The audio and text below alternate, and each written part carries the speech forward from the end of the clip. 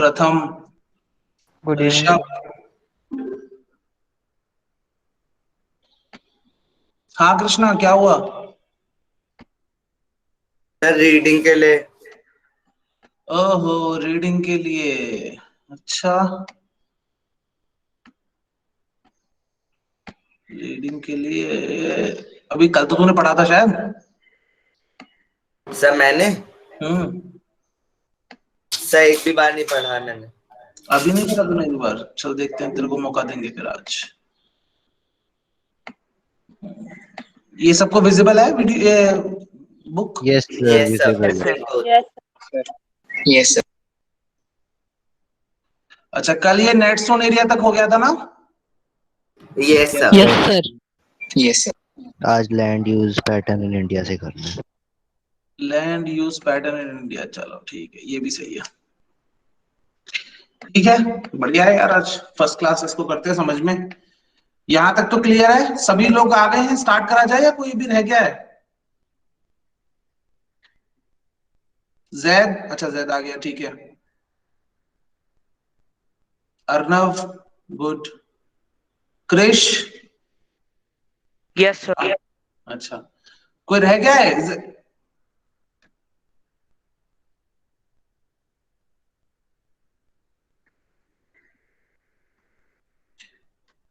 एक बच्ची थी, उसका नाम क्या था? वो अपने, हाँ मोहम्मद साजिद जो हैं उनके फादर हैं शायद, उनके अकाउंट से आती थी बच्ची, उसका नाम क्या है? सर वो लड़का है। अनम होगा सर, अनम। अनम, हाँ जैद नहीं बेटा, तेरे को तो मुझे पता है। अनम, अनम बेटा आवाज सुन रहे हो मेरी? Yes sir. अच्छा आज तुमको रीड करना है स्टार्टिंग से, ठीक है? पहला तुम पढ़ोगे, ठीक है? ओके ठीक है चलो पढ़ के बताओ मेरे को, दिख रहा है ना तुमको, विजिबल है ना? सर। सर। हाँ बेटा। सर अभी आप किसी और से करवा लो, मैं प्लीज। तू क्या कर रही है सब? चल छोड़, रहने दे। Nandini, yes sir. पढ़ेगी? Yes sir. ठीक है चल तो शुरू करो फटाफट से। सब लोग को आवाज आ रही है नंदिनी की? Yes sir. Yes sir. Alright, very good. चलो नंदिनी बढ़ो, शुरू करो। Yes, sir. Land use pattern in India. The use of land is determined both by physical factors such as topography, climate, soil types, as well as human factors such as population, density, technological capability, and cultural and tradition, etc. Total geographical area of India is 3.28 million square kilometer. Land use data, however, is available only for 93% of the total area because the land use reporting for most of the northeast states except Assam has not been done fully. Moreover, some areas of Jammu and Kashmir occupied by Pakistan and China have also not been surveyed. Served. Sir आगे screen कर दी। पहले इसको पढ़ लेते हैं, इसको समझ लेते हैं, फिर आगे बढ़ेंगे, ठीक है? सर ठीक है, ऑलराइट। Manoj, yes sir. एक बार जरा फटाफट से एक्सप्लेन कर। Okay sir. सर इसमें हमें लैंड यूज़ के बारे में बताया गया है जो इंडिया का पैटर्न है सर, वो अलग अलग जगह फिजिकली और उसके टोपोग्राफी के ऊपर बेस्ड होता है। वो कहाँ पे कहाँ कौन सी हमें लैंड मिल रही है और वो फिजिकल, उसकी फिजिकल फैक्टर मतलब वहाँ पे कौन से अगर माउंटेन्स है तो किस टाइप का हम वहाँ पे लैंड यूज़ कर सकते हैं। जैसे उसके कुछ टाइप दे रखे हैं। सॉइल टाइप को हम देखते हैं कि वहाँ पे सॉइल कैसी है, अगर फर्टाइल है तो हम वहाँ पे फार्मिंग कर सकते हैं, अगर फर्टाइल ना हो तो हम इंडस्ट्रीज वगैरह के लिए यूज़ कर सकते हैं। और अगर वहाँ पे वहाँ की पॉपुलेशन डेंसिटी देखते हैं, अगर जैसे हमें जहाँ पर फैक्ट्री सेटअप करना है तो हमें वर्कर्स की ज़्यादा ज़रूरत पड़ेगी, अगर वो पास ही हमें मिल जाएंगे तो उनके लिए अच्छा होगा। इसलिए हम देखते हैं कि वहाँ पे डेंसिटी कितनी है पॉपुलेशन की, और वहाँ पे टेक्नोलॉजी की कैपेबिलिटी कैसी है। जैसे अगर हमें किसी भी इंडस्ट्री को सेटअप करना है तो हमें टेक्नोलॉजी भी अच्छी खासी चाहिए होगी। और वहाँ पर कल्चर और ट्रेडिशन कैसा है, अगर कोई बहुत सी जगह इंडिया में जहाँ पर हैंडलूम वर्कर्स भी होते हैं, तो हम एक तरीके से वो कल्चर उनका आ रहा है, तो उनके कल्चर को यूज करके भी लोग वहाँ पे बिजनेस कर सकते हैं। उसके बाद सर ये बताया कि इंडिया का टोटल जो जोग्राफिकल लैंड है वो 3.28 बिलियन स्क्वायर किलोमीटर है, और इसमें से लगभग 93% ही यूज कर पाते हैं, क्योंकि कुछ ऐसे स्टेट है जैसे जहाँ पे असम है जहाँ पे अभी फुली यूज नहीं होता, और कुछ स्टेट जैसे जम्मू एंड कश्मीर और चाइना, वहाँ पे कुछ एरिया ऐसे हैं जो या तो पाकिस्तान ने ऑक्यूपाई कर रखे हैं, जिनके ऊपर अभी भी लड़ाई चलती है कि ये हमारा लैंड है, तो वो अच्छे से पूरी तरीके से भी सर्वे मतलब अच्छे से वो यूज नहीं कर पाते, उसके लिए लड़ाई चलती रहती है। चलो वेरी गुड, आप इसको समझेंगे, ठीक है, अच्छे से समझेंगे, ठीक है। देखो क्या होता है बच्चों, कहीं भी जो भी एरिया लैंड है, ठीक है, कोई भी लैंड है, वो हम दो तरीके से उसको समझते हैं, ठीक है, कि वो लैंड कैसी है ये जानने के लिए हम दो तरीके देखते हैं। पहला एक सबसे जो इंपॉर्टेंट फैक्टर है वो फैक्टर ये है कि वो फिजिकल फैक्टर क्या है, मतलब वहां की टोपोग्राफी कैसे, टोपोग्राफी का मतलब होता है खासतौर से सृष्टि के लिए, ठीक है। टोपोग्राफी बेटा कि मतलब वहां का जो भूमि है, जो जमीन है वहां की, वो उसकी आकृति कैसी है, उसका आकार कैसा है, मतलब वो प्लेटू है यानी पठार है, माउंटेन है यानी पहाड़ है, या फिर प्लेन है यानी समतल है, मैदान है, ठीक है। ओके सर, हमने जैसे पिछले पैराग्राफ में पढ़ा था कि इंडिया 3 उसमें माउंटेन, प्लेट्यू और प्लेन्स में है, सब ऐसे देखने के लिए। टोपोग्राफी मतलब हाँ, इनमें से क्या है, मतलब प्लेन है या फिर वहां पे माउंटेन है या फिर प्लेटू है, यहाँ पे वहां पे क्या है, मतलब जो भी सर मैप पे सर उसे रिप्रेजेंट करते हैं। बेसिकली मतलब हम उसकी भू आकृति देखते हैं। हाँ, हिंदी में उसे भू आकृति कहते हैं, बिल्कुल सही। भू आकृति या स्थल आकृति या थल आकृति या थल आकार, कुछ भी कह सकते हैं, ठीक है सर। रोड्स, बिल्डिंग्स और ये सब भी टोपोग्राफी में काउंट होते हैं? नहीं नहीं नहीं नहीं नहीं नहीं सर मेनली मतलब नेचुरल फीचर्स, सिर्फ नेचुरल फीचर्स, फिजिकल फीचर्स ही नेचुरल फीचर्स होते हैं ना बेटा। लाइक फॉर एग्जांपल, आपका फिजिकल फीचर्स है कि आपके 2 हाथ हैं, 2 पैर हैं, नाक है, आंख है, बाल है, ठीक है, ये आपका फिजिकल फीचर हो गया। अब इसमें आपने शर्ट कैसी पहन रखी है, आपका फिजिकल फीचर थोड़ी है, नो सर, राइट। तो वैसे ही अगर आपने बिल्डिंग कैसी बनाई है, वो आप खुद से ह्यूमन मेड है, human made will not be counted as a physical feature, ठीक है। एक सिचुएशन में हो सकता है, एक सेकंड, एक सिचुएशन में हो सकता है अगर आप किसी भी फॉर एग्जांपल नदी का रास्ता बदल दें, यस सर, तो वो पॉइंट समझ में आ गया। नदी का अगर रास्ता बदल देंगे तो वो हो जाएगा, क्या हो जाएगा, नहीं आया, नदी का रास्ता क्यों बदलेगा। हाँ बेटा, क्या चीज बोल रही है। नदी का रास्ता बदल देंगे तो क्या हो जाएगा, वो जो एरिया नदी ऑक्यूपाई कर रही है मतलब बढ़ जाएगा, और जहाँ बेटा जहाँ क्या बोल रही है, मेरे को तेरी वॉइस नहीं आई, फिर से बोलिए। सर नदी का रास्ता बदल देंगे, इसका मतलब क्या है, क्या करना है इसका रास्ता बदल के, मतलब समझ नहीं आया, फिजिकल फीचर से नदी का रास्ता बदलना। देखो, rivers are one of the physical features of India और any part of the world, ठीक है। अब हम बात कर रहे हैं फिजिकल फीचर्स क्या क्या होते हैं, तो माउंटेन हो गया, या फिर उसका प्लेट्यू हो गया, या फिर आपका प्लेन्स हो गए, ठीक है, डेजर्ट हो गए, यही सब तो फिजिकल फीचर होते हैं किसी जगह के। अब अगर आप किसी भी एरिया में नदी का रास्ता बदल दें, फॉर एग्जाम्पल आपने क्या किया, आपने डैम्स बनाए और आपने उसके रास्ते को काट करके, आपने अक्सर देखा होगा, आप में से कोई किसी ऐसे नदी के किनारे गया है, मतलब जैसे हरिद्वार गया है कोई आप में से। यस सर, आपने हरिद्वार में देखा होगा कि हरिद्वार में नदी 2 तरफ से बहती है, मतलब एक तो मेन रिवर है और एक हर की पैड़ी वाली रिवर है, जहां पे उन्होंने नहाने के लिए अलग से रिवर बना रखी है।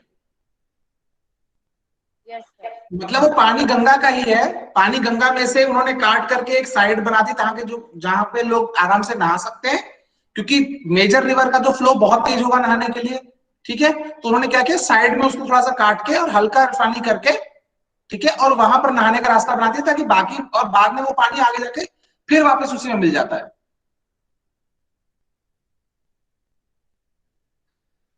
तो मतलब रिवर से कह रहे हैं कि जियोग्राफिकली मैं लेट मी कंप्लीट, देन तो उसके बाद मतलब समझिए, ठीक है। तो अभी आपके दिमाग में पिक्चर तो बन गई कि मतलब यानी आप रिवर का रास्ता चेंज कर सकते हैं या डैम्स के थ्रू रास्ता चेंज कर सकते हैं। Yes sir.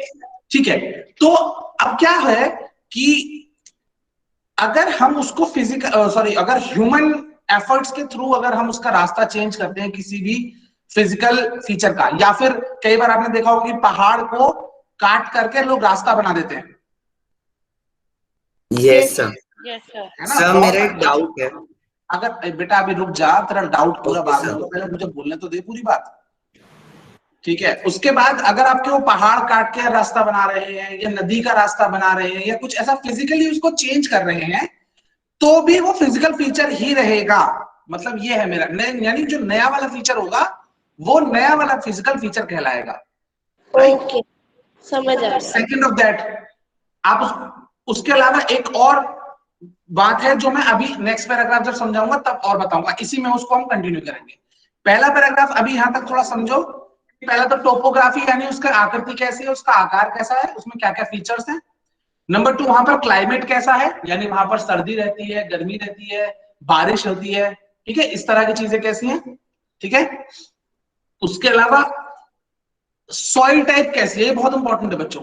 सॉइल टाइप कैसी है, इसका बहुत ज्यादा फर्क पड़ता है एग्रीकल्चरल पैटर्न पर। ठीक है, ठीक है। Yes sir. जैसे हम अगर हम प्लेन्स में देखते हैं तो प्लेन खेती होती है, यहाँ पर सीधी जगह, मतलब अगर आप दिल्ली, यूपी, हरियाणा इस एरिया में देखेंगे तो सीधे सीधे सीधे खेत के रास्ते बना करके और उसको वहां पर खेती हो जाती है, एग्रीकल्चर हो जाता है। लेकिन अगर आप वहीं पहाड़ की तरफ जाओगे तो वहां पर आप कैसे खेती सीढ़ीदार करते हो? होता है, सीढ़ीदारी खेती होती है। सीढ़ीदार, वेरी गुड, सीढ़ी नुमा भी कहते हैं उसको हिंदी में। Terrace farming. Terrace terrace farming, terrace English में terrace farming, very good very good. ठीक है, तो ये हो गया उसका सॉइल टाइप का। और दूसरा एक चीज अगर आप देखेंगे, राजस्थान वगैरह वाला एरिया जहां पर डेजर्ट है, वहां पर उस तरह की चीजों की खेती नहीं होगी जिस तरह की खेती पंजाब में हो जाएगी, राइट। या फिर उत्तर प्रदेश का जो नॉर्दर्न वाला रीजन है जहां पर थोड़ा सा तराई का इलाका है, जहां पर थोड़ा वाटर जो कंसिस्टेंसी है वो थोड़ी ज्यादा है जमीन में। ठीक है, सर ब्लैक सॉइल और ये सब सॉइल्स जो होती है ये भी तो टाइप में ही आएंगे ना? वो सॉइल टाइप तो होते ही हैं, टाइप में ही नहीं आएंगे, टाइप ही होते हैं वो। सर यहाँ पे उन्हीं की बात हो रही है ना? एग्जैक्टली। ठीक है, ओके सर। अब आप में चाहे उसमें लेटराइट हो गया, चाहे आपका ब्लैक सॉइल हो गया, या फिर जितनी भी सॉइल्स आपने पढ़ी हैं, ठीक है, वो सब। Yes sir. ठीक है, नाउ सर सेकंड, अभी रुक जा, पहले से पूरा कर लेंगे बेटा। Okay okay sir.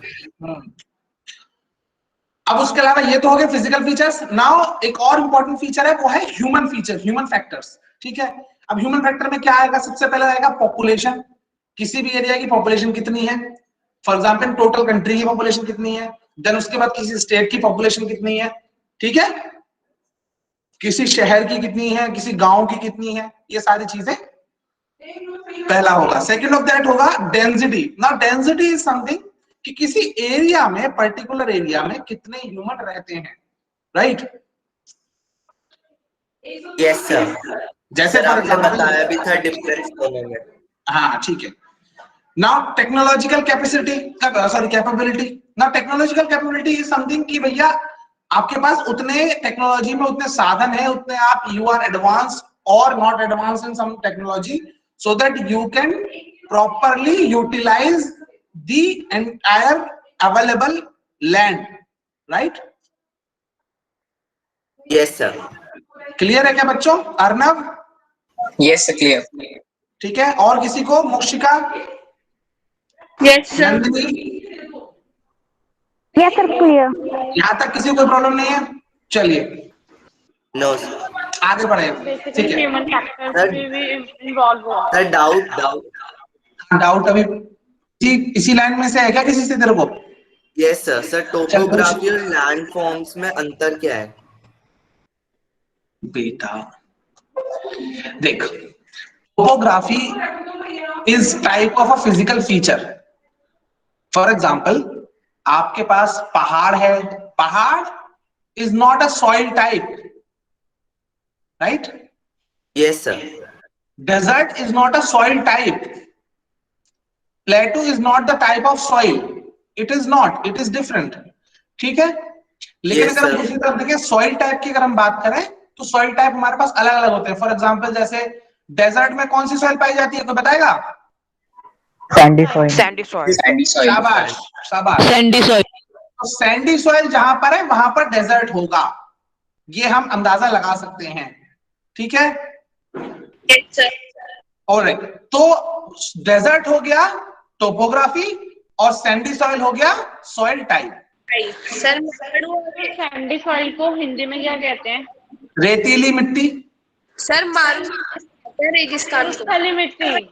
मरुस्थली भी कहते हैं, रेतीली भी कहते हैं, दोनों एक ही बात है बेटा। सर मैंने कभी रेती सुना नहीं ना, मैंने मरुस्थली सुना। नहीं, मरुस्थलीय भी, मरुस्थल तो रेगिस्तान होता है ना बेटा, रेगिस्तान मरुस्थल यस सर, यस सर। एक ही बात है। सर आगे मैं पढ़ूं? पहले ये पूरा तो हो जाने दे मेरी। सर मनोज ने समझा तो दिया। अच्छा, मनोज ने समझा दिया, तुम्हें समझ में आ गया? हाँ। चल तो जरा एक बार फिर से एक्सप्लेन कर दे जरा फटाफट से। दोबारा सर स्टार्टिंग से?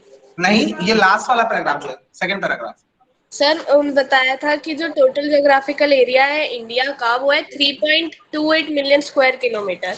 लेकिन जो लैंड है वो हमने पहले भी देखा था कि वो ना डिफरेंट डिफरेंट एरियाज में डिवाइडेड है। तो जैसे रिसोर्सेज है, हमारे पास रिसोर्सेज तो सारे अवेलेबल है, लेकिन हमारे पास इतनी टेक्नोलॉजी नहीं है जो हम सारे यूज कर सकें। इसी तरीके से लैंड तो हमारे पास बहुत अवेलेबल है, लेकिन उसमें से सिर्फ हम 93% of the total geographical area ही उसका यूज कर पाते हैं। क्योंकि जैसे अगर हम देखें, जैसे असम का जो बहुत सारा लैंड है वहाँ बहुत बारिश होती है, तो इस वजह से वो आधे से ज्यादा वेस्ट चला जाता है। अगर हम और देखें, जम्मू कश्मीर है, वो हमारा एक बहुत अच्छा टूरिस्ट प्लेस बन सकता है, लेकिन उसका जो मोस्ट ब्यूटीफुल एरिया है वो पीओके ऑक्यूपाइड है। मतलब सॉरी, पीओके ऑक्यूपाइड नहीं, मतलब पाकिस्तान ऑक्यूपाइड है। और अगर हम इधर देखें, इधर की साइड जो हमारा अभी चाइना के साथ भी ये चल रहा थे आर्ग्यूमेंट्स और इनमें बहुत फंसे हुए थे, लड़ाई हो रही थी, वो भी लैंड के बेसिस पे, लैंड की वजह से ही हो रही थी। तो बस वही पढ़ाया था इसमें, तो इस वाले पैरा में। अब ये बता, घूसा लैपटॉप में से खाएगी या खुद लगा लेगी एक फटाफट से? क्या? जो अभी मैं घूसा मारने वाला हूँ, तूने इतना अच्छे से खराब पढ़ा है, तूने और मनोज ने दोनों ने, तो अभी मैं ये जो घूसा मारूंगा वो ऐसे ही मैं मारूं लैपटॉप में से, या तू खुद के लगा लेगी? सर क्यों? सर क्यों? क्योंकि गलत बताया दोनों ने। यही तो लिखा है मेरा में। अच्छा, तो Yes, या तो sir. मेरी इंग्लिश खराब है या तो तुम्हारी इंग्लिश बहुत ज्यादा बढ़िया है। चलो अब समझो, यही तो लिखा है। Total geographical area of India is 3.28 million square kilometre land use data. इसका मतलब है इंडिया का जो लैंड यूज डेटा के हिसाब से जो टोटल एरिया है, नहीं सॉरी, जो टोटल एरिया है geographical area is 3.28 million square kilometre, जिसमें से अगर जो लैंड यूज डेटा की अगर हम देख के बात करें तो वो सिर्फ हमारे पास 93% of 3.28 million square kilometre is available. ठीक है, यहां तक तो क्लियर है? अब ये 93% क्यों अवेलेबल है, बाकी का हमारे पास 7% क्यों मिसिंग है, वो हम समझते हैं।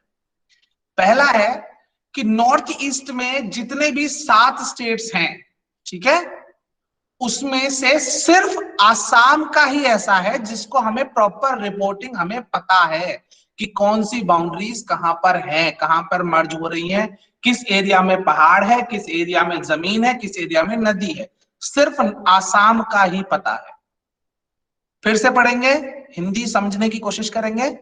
Because the land use reporting for most of the northeast states except Assam has not been done fully, यानी रिपोर्टिंग नहीं हुई है लैंड यूज की नॉर्थ ईस्ट स्टेट्स में सिवाय असम के। ठीक है, और आप कह रहे हो आसाम में नहीं हुई है रिपोर्टिंग। यस सर, लिखा है यहाँ पे north eastern states except Assam. आप मनोज ने भी यही बताया था और मोक्षिका ने भी यही बताया था। ठीक है, ये सब Yes, बाद में देख आसाम लिया था सर, में एक्सेप्ट दिया वर्ड था। था। एक एक करके दोबारा होता। एक सेकंड, सिर्फ मनोज बताएगा। पहले क्या कह रहा है बेटा? ये सर मैंने बाद में देख लिया था कि एक्सेप्ट वर्ड था, वो मैंने मिस कर दिया। हाँ, अब सौभाग्य बता तेरी क्या गलती है? वो असम का मैंने उल्टा बता दिया था। हाँ शाबाश। अब सृष्टि बताएगी, क्या कह रही सृष्टि? Yes sir. सर मुझे ये समझ में नहीं आया कि हमारे पास, मुझे इतना समझ आ गया कि हमारे पास असम का डाटा है लेकिन बाकी डाटा नहीं है, लेकिन बाकी डाटा क्यों नहीं है ये नहीं समझ में आया। वो अभी मैं बताऊंगा ना बेबा, शांति, सबर है। सर एक डाउट यस मुझे भी सर। है। एंड सर एक चीज मेरे को ये बोलनी थी कि ये जो लिखा है 3.28, एक्चुअली मेरे अकॉर्डिंग मेरी बुक में लिखा है 32.8।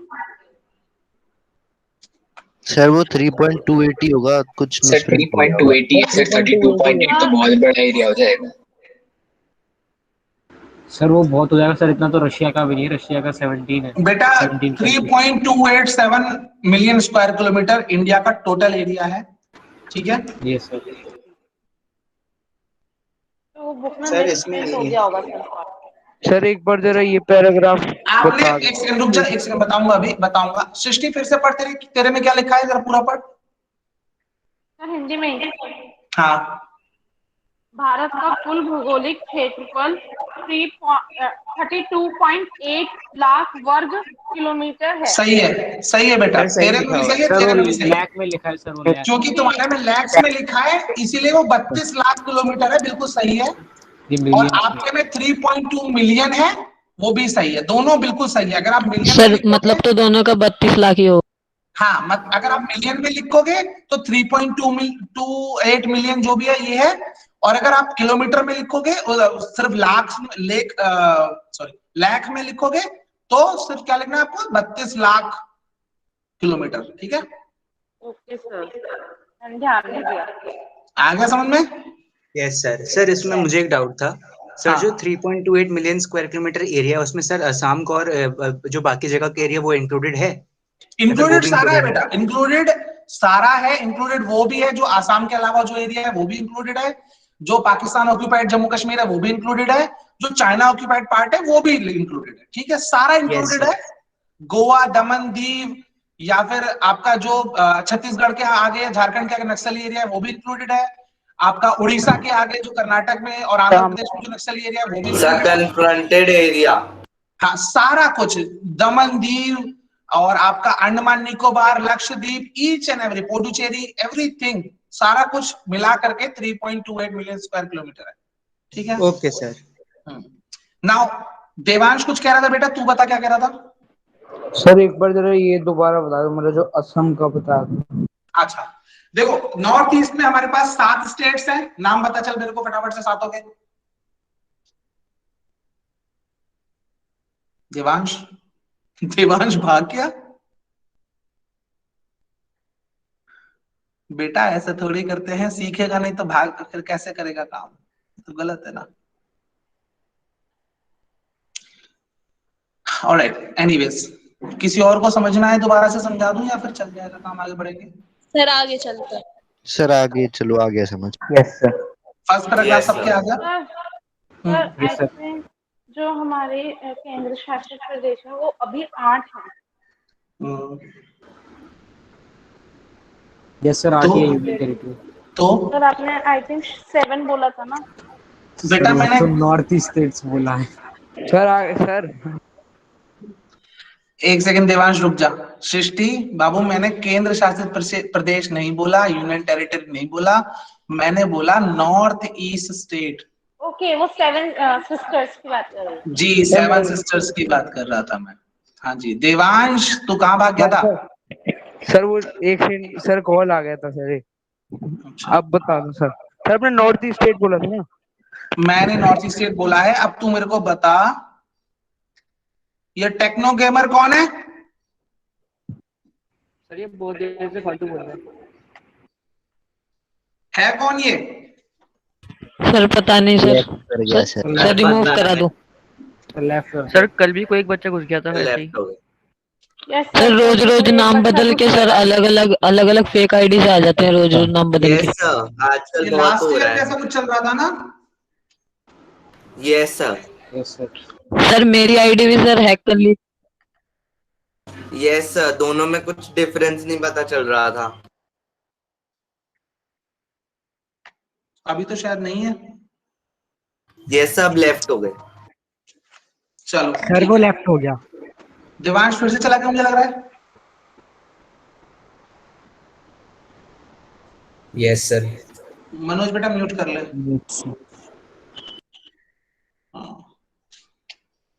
ऑलराइट, किसी को अब ये समझना है पैराग्राफ या फिर मैं आगे बढ़ूं? हो गया हो इतना तो?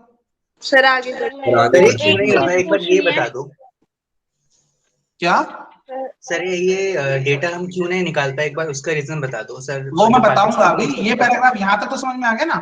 Yes sir. Yes sir. Sir एक चीज ये पूछने की, हमने पढ़ा था कल लैंड यूज और अब यहाँ पे land use pattern in India, दोनों में डिफरेंस क्या है?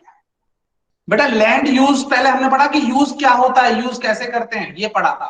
अब हम पढ़ रहे हैं कि इंडिया में कौन कौन से पैटर्न्स यूज होते हैं।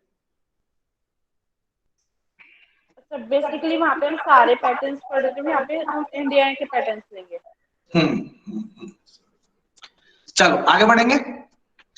अब जैसा कि मानस ने भी पूछा था और बाकी लोग भी जानना चाहते हैं, तो थोड़ा सा मैं समझा देता हूँ।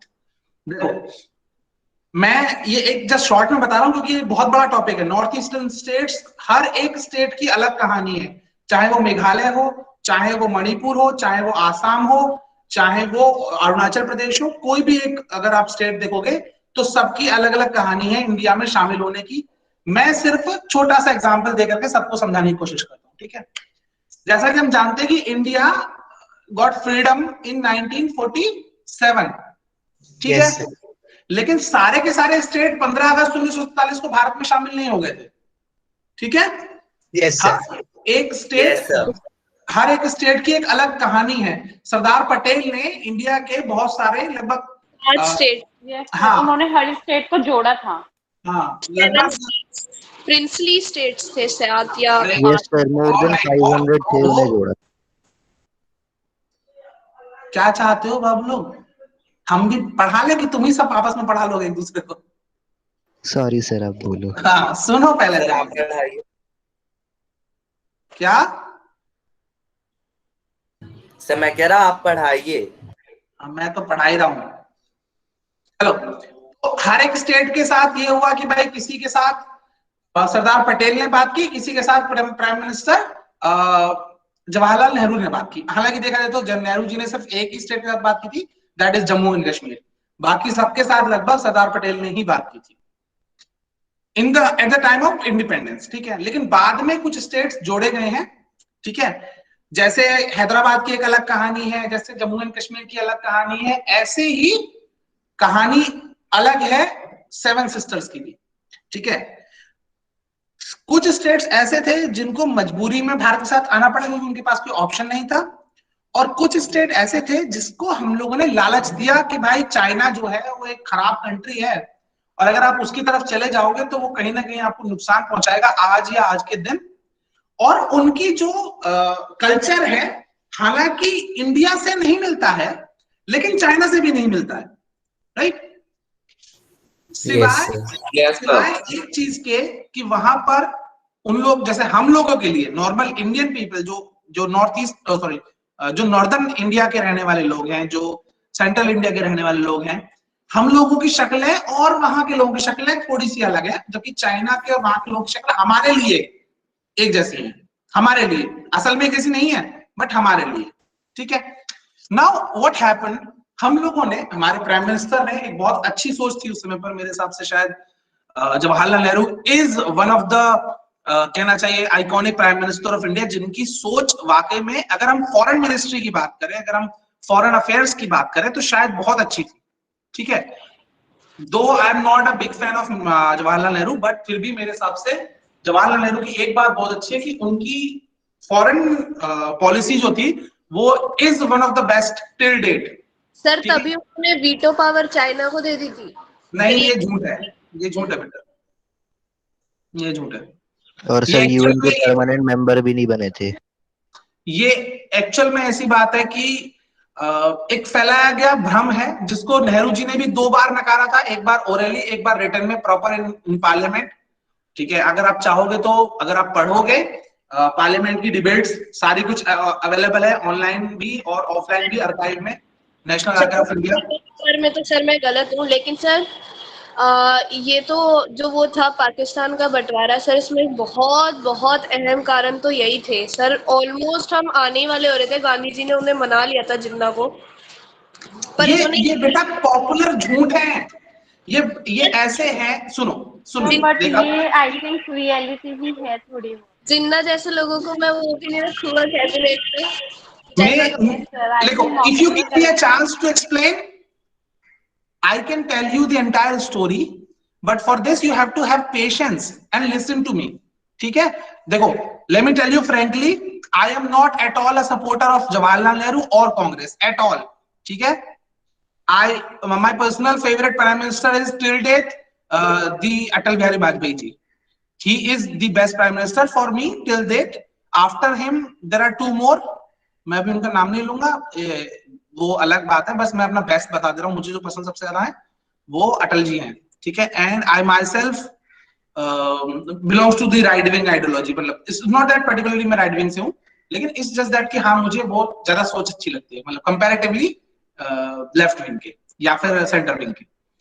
Cap, anyways, but I am praising Jawaharlal Nehru. It is because he had some qualities. It's not that कि आंख बंद करके किसी को भी अब मैं सपोर्ट कर रहा हूँ। देखो, मैं ये नहीं कह रहा he is the best prime minister. उन्होंने बहुत बहुत गलतियां की हैं और वो गलती मैं बताऊंगा तुम्हें। जैसे हम महात्मा गांधी जी के बारे में एक बात सुनते हैं कि वो बहुत खराब लीडर थे, उन्होंने भगत सिंह को मारने दिया एंड ब्ला ब्ला, बहुत सारी चीजें जो सोशल मीडिया पे चलती रहती हैं। आई पर्सनली फील कि वो बातें थी ही नहीं वहां पर। कुछ चीजें उसमें सच है, कुछ चीजें जबरदस्ती जोड़ी गई हैं। वो एक्चुअल में क्या है ना कि वो दोनों तरफ से है बेटा, चाहे वो सेंटर विंग हो, चाहे वो लेफ्ट विंग हो, चाहे वो राइट विंग। ये तो शायद तुमको पता है ना तीनों पॉलिटिकल, उसमें आपने बुक में पढ़ा होगा ना, बुक में पॉलिटिक्स में। यस सर, पढ़ा है। ठीक है, वाम दल हो गया और दक्षिणपंथी दल हो गया और ये हो गया मध्य दल। ठीक है, बेसिकली मैं क्या बताना चाह रहा हूं कि जब जवाहरलाल नेहरू की बात होती है तो फॉरेन पॉलिसी में बहुत उनका अच्छा योगदान है। रीजन मैं बता देता हूं, जो तुम कह रहे हो ना कि जिन्ना से गांधी जी ने बात की थी, गांधी जी से जिन्ना ने मिलने तक के लिए मना कर दिया था और गांधी जी से लगभग बंटवारे की बात शुरू होने के 3 महीने बाद से, और जब तक बंटवारा नहीं हुआ है तब तक जिन्ना ने गांधी जी सर आपकी वॉइस बहुत ब्रेक हो रही है। अच्छा सर बिल्कुल ठीक है सर, क्लियर है, ठीक है, क्लियर है बेटा। आनम अपना जो वो चेंज सर क्लियर। अच्छा सुनो आनम, मैं आंसर कर लूंगा। आनम बेटा तू अपना इंटरनेट थोड़ा चेक कर, ठीक है। हाँ सब, अभी मैं मोक्षिका आऊंगा तेरे पास, रुक जा। तो मैं क्या कह रहा हूँ कि जब पाकिस्तान का बंटवारे की बात शुरू हुई तो Mahatma Gandhi was the one जिसने सबसे पहले इस चीज को मना किया और कहा कि बंटवारा नहीं होगा। और Kavish sir I think sir हमें चैप्टर पहले कंप्लीट कर लेना चाहिए सर, ये बाद में कर लेंगे डिस्कस। ये तो मैंने तुमसे पहले ही बोला था, पर जब तुम शुरू हो जाते हो तो मैं क्या करूं, मुझे एक्सप्लेन करना भी तो होगा तुमको। यस सर, अभी बीच में सर, अभी एक्सप्लेन कर दीजिए। नहीं अब रहने दो, चलो ये मना कर रही है तो ठीक है। सर लास्ट में सर मैं भी जवाब दूंगी ना सर, पर अभी सर और बच्चों का भी टाइम वेस्ट हो रहा है इस वजह से। एग्जैक्टली, वो पॉइंट तो चलो अच्छा है तेरा। एनीवेज स्टोरी पता है, मैं सुन रही थी अभी, लेकिन वो बात नहीं मना किया था उन्होंने मिलने से, जिन्ना ने। बेटा जिस समय पर है वो ट्रेन के सामने लेट गए थे, समथिंग एल्स। क्या सर ऐसी तो मुझे ट्रेन के सामने वाली तो कोई स्टोरी नहीं पता, बट सर अभी क्लास के बाद डिस्कस कर लेंगे सर, अभी चैप्टर चलो let it be like this only, इसको छोड़ दो अभी। मैं जो समझा रहा हूँ वो समझो, ठीक है।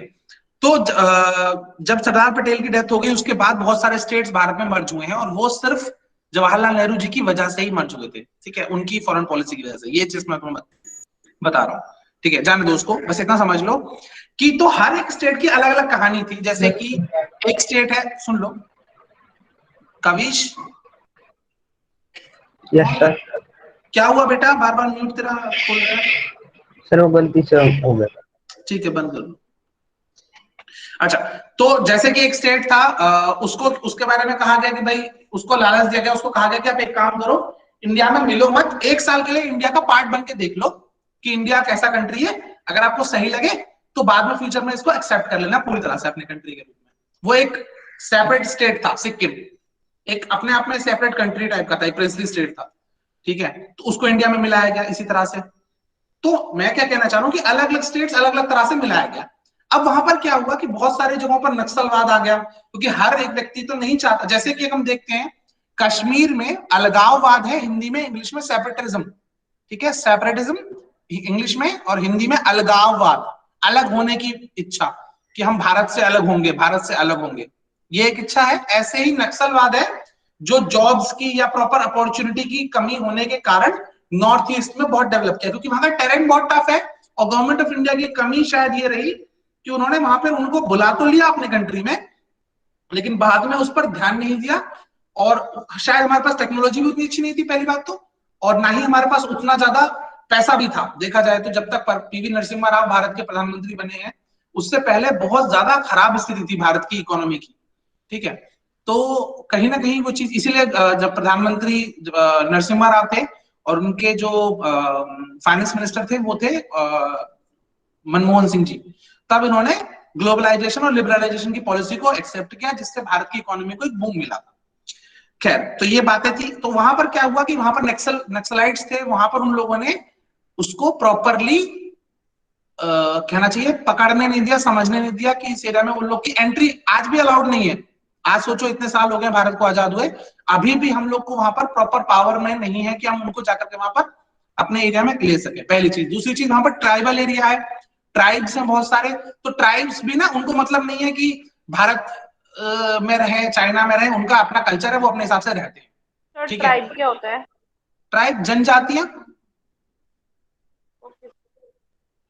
दूसरा एक, जैसे कि ऐसे ही लक्षद्वीप में भी हुआ था। लक्षद्वीप में क्या हुआ कि वो जैसे ही भारत और पाकिस्तान अलग हुए तो यहां पर भी अगेन पटेल जी की बहुत अच्छी पॉलिसी थी। उन्होंने क्या किया, इंडिया को बोला कि भाई तुम जाओ वहां पे अपना झंडा लगा दो। वहां पे पटेल ने अपनी सेना को भेजा, वहां पर जाकर उन्होंने इंडिया का झंडा लगा दिया।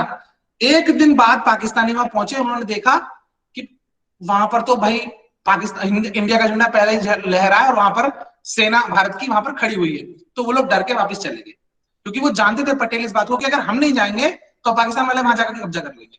हालांकि जो लक्षद्वीप के लोग थे उस समय पर, उनको इस बात से अंदाजा नहीं था, उनको मतलब नहीं था कि भाई हम इंडिया में रहे, पाकिस्तान में रहे, उनका अपना स्टाइल है रहने का, वो वैसे ही रहते थे, आज भी वैसे ही रहते हैं, ठीक है। Yes sir, yes sir. ये कुछ एक मेजर कारण है कि हम प्रॉपरली वहां पर सर्वे नहीं कर पाए, क्योंकि it is very risky, people die, ठीक है। वहां पर रह करके बहुत ज्यादा दिक्कतें होती है। आपने अभी थोड़े दिन पहले सर्जिकल स्ट्राइक का नाम सुना था? सर्जिकल स्ट्राइक हुई थी एक। Yes sir, yes sir. India ने पाकिस्तान पे जो सर्जिकल स्ट्राइक की थी, उससे ज्यादा बड़ी सर्जिकल स्ट्राइक एक म्यांमार वाली तरफ की गई थी, अगर आप में से कोई जानता हो तो। और आप चाहो तो यूट्यूब पर बहुत अच्छी तरह से उसको दिखाया गया है ओरिजिनल स्टोरीज के रूप में। मेरे हिसाब से वो अगर आप सबको देखनी चाहिए कि कैसे इंडियन आर्मी ने उस टेरेन में जाकर के चीजें की, वो सब देखना। सर उरी फिल्म जो थी सर, वो उसके ऊपर थोड़ी थी। उरी भी थी, उरी की जो स्टार्टिंग है वो वहीं की दिखाई गई, जो वहीं की। हाँ, यस, स्टार्टिंग म्यांमार साइड से था। यस सर, मैं वही बोलने वाला था। उरी देखिए सर, उरी से बेटर है, मैं जो बता रहा हूँ it is better than Uri, ठीक है। तो मतलब ज्यादा प्लानिंग। हाँ, वो एकदम प्रॉपरली दिखाया कि क्या हुआ। चलो छोड़ो, उसको जाने दो, बस इतना ही समझा। सर आप वीडियो का लिंक दे सकते हो? नहीं, मैं नहीं दे सकता, आप खुद भी सर्च कर सकते हो। हाँ सर मैं पढ़ूं? अभी बेटर रह गई है ना, रुक जा थोड़ा सा। नेक्स्ट एक चीज तो बहुत इंपॉर्टेंट है, हम लोगों ने आसाम का तो समझ में आ गया कि आसाम में हो गया, क्योंकि आसाम हमारे सबसे पहले इंडिया में जुड़ा था, तो और छोटा पार्ट भी है, तो हम लोगों ने इसको अच्छे से कर लिया। लेकिन चूंकि भूटान से साइड में कवर्ड है तो उसे हेल्प भी मिली हमें। लेकिन बाकी एरिया जो है वो चाइना या बांग्लादेश से मिलता है, तो वो एरिया भी प्रॉपरली अभी हम लोग नहीं कर पाए हैं सर्वे, इस वजह से हमारा पूरा एरिया वो सर्वे नहीं हो पाया, पहली चीज। दूसरी चीज, रीजन तो समझ में नहीं आया, बस इतना समझ आया कि हमको वहां पे जाने की इतने वो नहीं है, छूट इसलिए नहीं कर पाए। हम एक तो स्ट्रांग नहीं थे उतने, पहला चीज। दूसरी चीज ये, ऐसा नहीं है कि कुछ भी नहीं हुआ है, कुछ कुछ एरियाज में थोड़ा थोड़ा हुआ है। अरुणाचल प्रदेश में थोड़ा सा हुआ है, मिजोरम में थोड़ा सा हुआ है, सिक्किम में थोड़ा सा हुआ है, ठीक है, मणिपुर में हल्का सा हुआ है, नागालैंड में बहुत कम हुआ है। मतलब अलग अलग स्टेट्स का अलग अलग स्थिति है, ठीक है। पूरी तरह से किसी में, पूरी तरह से सिर्फ आसाम में चाइना वाली बात, हाँ सर, वहां पे मैं आ रहा हूँ, जब वहां वो पे एरिया, जब वो 7 सिस्टर्स हमारे अंडर आती हैं, इंडिया के अंडर, तो फिर डरते क्यों है उनका सर्वे करने से? क्योंकि वहां पर जाकर के अगर हम जाएंगे तो लोग उनको मार देंगे, सर्वे वालों को।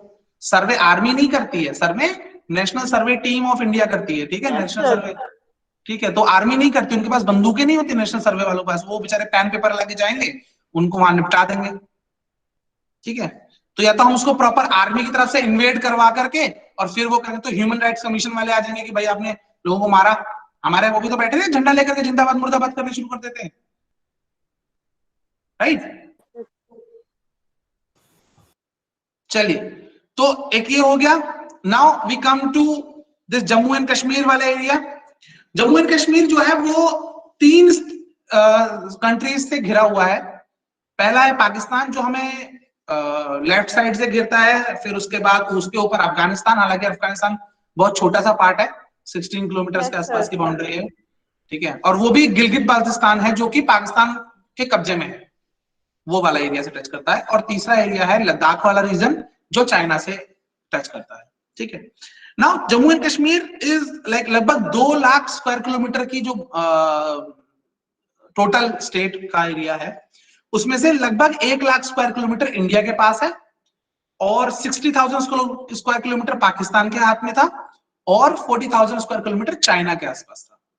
Now India divided into 2 separate union territories, state का उसको दर्जा खत्म करके 2 अलग अलग टेरिटरीज में बांट दिया। नाउ दिस पीओके इंडिया की तरफ से एक ही पीओके है टोटल पूरा, पाकिस्तान की तरफ से 2 पार्ट्स में डिवाइडेड है। पहला है गिलगित बाल्टिस्तान जिसको वो पाकिस्तानी कश्मीर कहता है, और दूसरा एक पार्ट है मुजफ्फराबाद और मीरपुर का, 2 डिस्ट्रिक्ट हैं जिसमें मीरपुर और मुजफ्फराबाद, वो पार्ट है वो उसको आजाद कश्मीर कहता है, ठीक है। क्लियर हो गया यहां तक? चाइना में एक पार्ट है जो लद्दाख का पार्ट है, वो लद्दाख वाला पार्ट उसको अपना पार्ट कहता है कि भाई ये हमारा पार्ट है, जिसमें अक्सर आपके यहाँ से लड़ाइयां की बातें होती हैं, आपने देखा होगा, ठीक है। नाउ एक और छोटा सा पार्ट था जिसका नाम है क्या नाम था उसका, एक वैली है वहां पर, मेरे दिमाग से उसका नाम निकल गया, I'll tell you, like, ठीक है, थोड़ी देर में।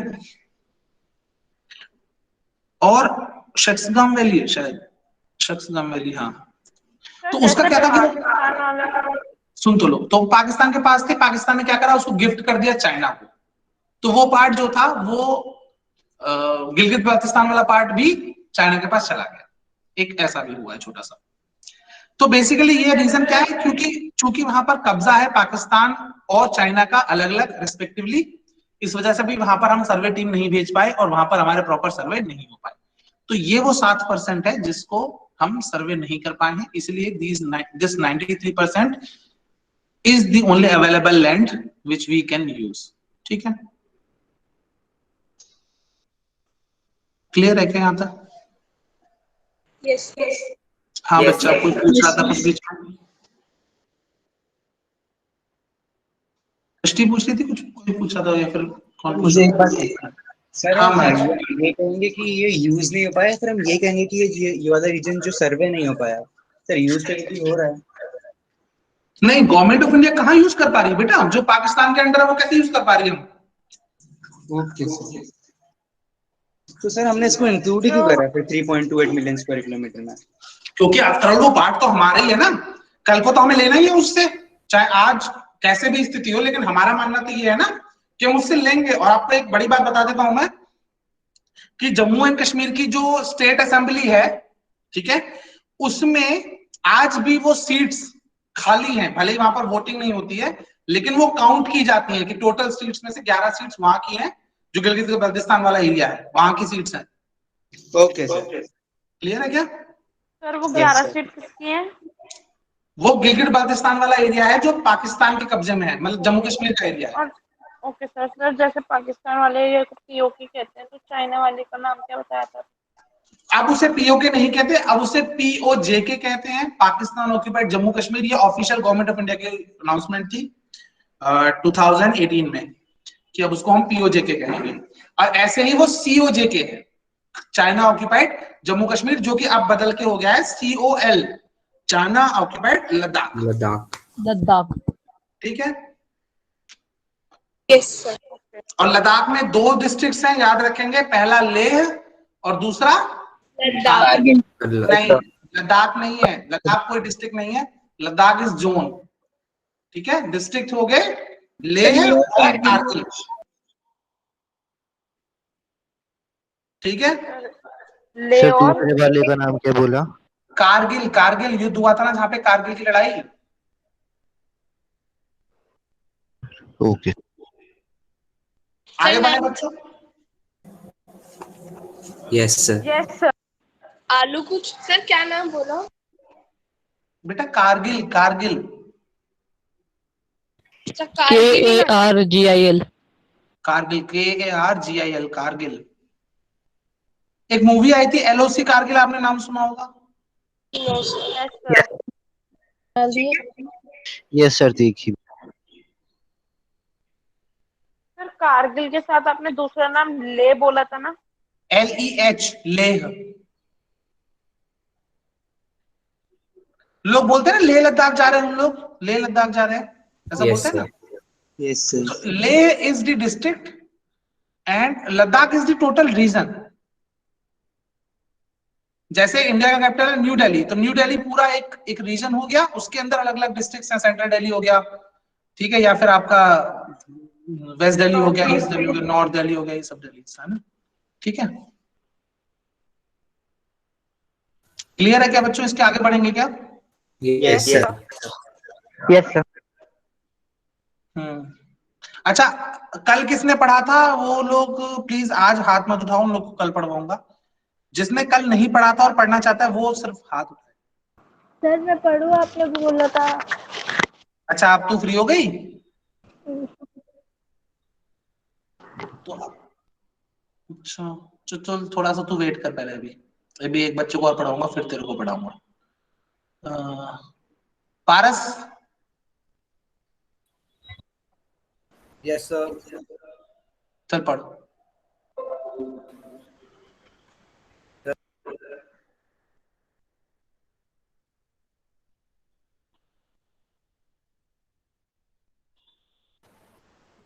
The land under permanent pressure has also decreased. How are we able to feed our huge cattle population on this pasture land, and what are the consequences of it? Most of the other than current fallow land are either of poor quality or the cost of cultivation such as land is very high.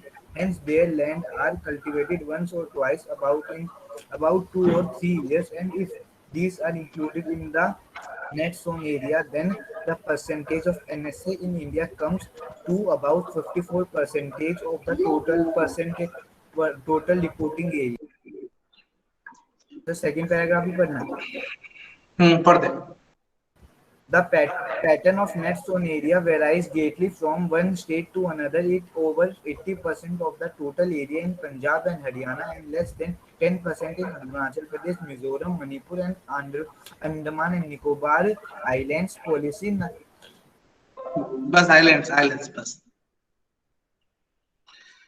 अच्छा, कौन explain करेगा? समय अर्णव। चल अर्णव कर।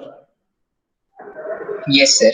Sir तो इस paragraph में हमें बताया जा रहा है कि मतलब लैंड यूज के पैटर्न के ऊपर फिर हम इस टॉपिक पे आ रहे हैं। तो यहाँ पे सबसे पहले हमसे एक क्वेश्चन कर रहे हैं कि हम इतने बड़े पॉपुलेशन को जो कि डे बाय डे इंक्रीज कर रहा है, इसको हम फीड कैसे करने पा रहे हैं? तो इसके पीछे जो मेन, अभी हमने ऊपर 5 टाइप्स पढ़े थे कि लैंड जो है वो किस किस चीज में यूटिलाइज हो रहा है।